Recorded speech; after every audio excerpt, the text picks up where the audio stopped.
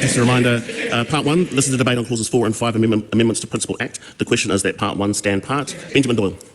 Chair.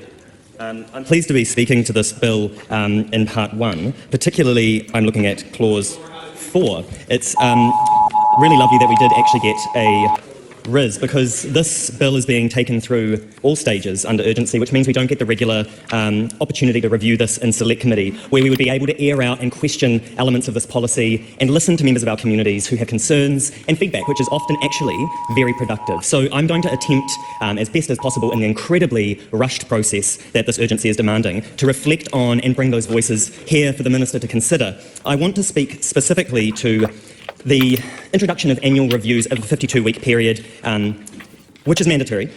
We see in the regulatory impact statement on page 6 specifically that point 15 raises concerns around how Māori will be disproportionately affected.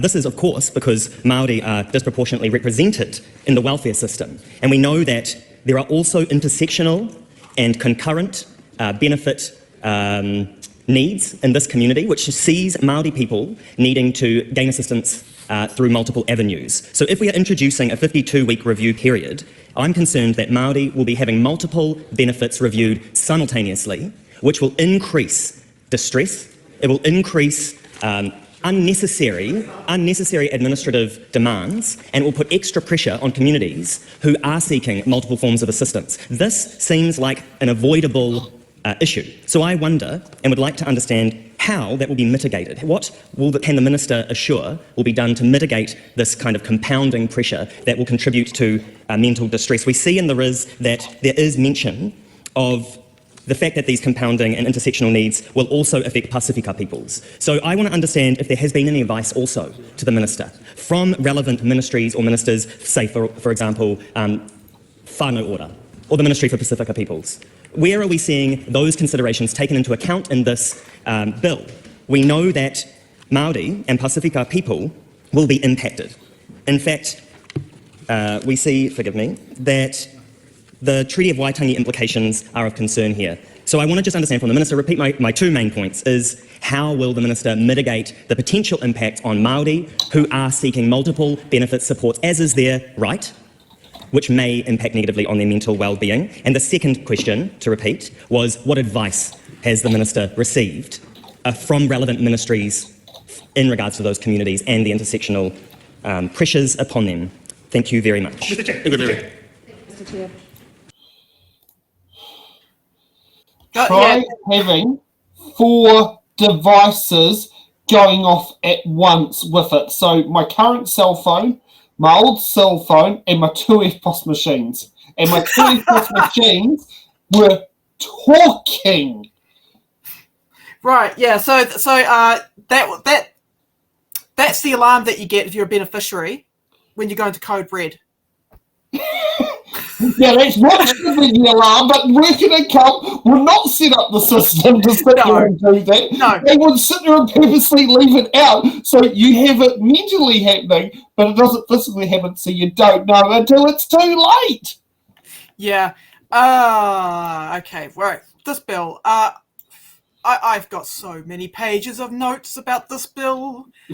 Okay, so let's talk about the regulatory impact statement, because I searched high and low for the regulatory impact statement for this specific bill, and I looked at the bill and the bill's quotes, and I quote the bill. It says, the Ministry of Social Development produced a regulatory impact statement on the 23rd of January 2025 to help inform the main policy decisions taken by the government relating to the contents of this bill. Well, guess what I found? I found nothing. I clicked on the link and found nothing. So I did a Google search and I found a regulatory impact statement for changes to welfare settings to support people into employment and off benefits that was dated the 31st of July 2024. So, Louise, you already get an F for not citing your stuff properly, but here you go, guys. You can read this. You can. And actually, here's the great question: is why have they not incentivized the deduction system of abatements to sit there and do it? And why? Like, here's the thing: is we are incentivizing work by keeping the broken system in place. but beneficiaries can earn $160 a month. What do you mean they're temporary additional support payments coming off $1 for dollar on the first one? I don't know that. That doesn't sound right. What? Oh, it's because of the high rent you pay. Well, you must be doing... Oh, heck, the rent you're paying is market value. Yeah. Or below market value. Do you want to know what Louise Upston said in relation to Māori in the let's have a look here. The proposal for the paper. My goddamn. Okay.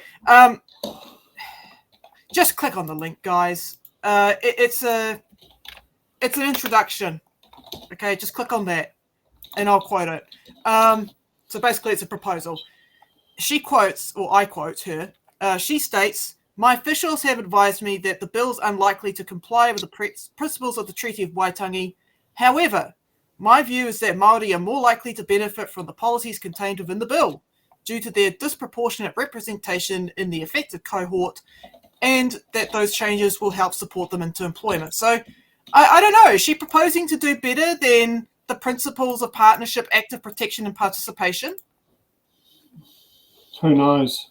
I mean, is she going to do that? Because you know, I mean, I've read through the regulatory impact statement. There doesn't appear to be any evidence there. I mean, what it does say is that Māori are going to get screwed over a lot more. So yeah, she's failing on that front. But yeah, again, open up those documents that I've put in the chat and have a follow along with the debate.